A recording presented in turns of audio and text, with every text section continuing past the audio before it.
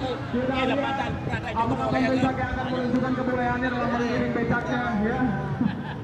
Oke, dan inilah pada hari ini kita saksikan kelas wing ya, kelas wing ini kelas wing. Oke, nomor 1 tetap yang kedua ada Bapak Dasar dan Bapak Ismail ya. Oke, dan Bapak Mulyadi nomor 3 dan ini Bapak Yusuf ya.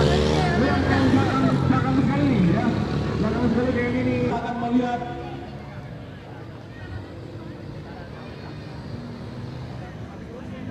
Oke, dan inilah pemenang kita ya. Putaran terakhir yang terakhir ini sementara nomor 1 masih ditutup oleh Bapak Nazar kayaknya.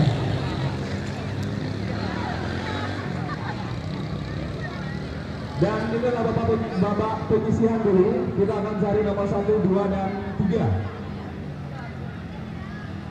Oke, nomor 14 menyusul dari belakang nih Pak ya. Bapak Ilyas. Oke, dan inilah terakhir di finalnya.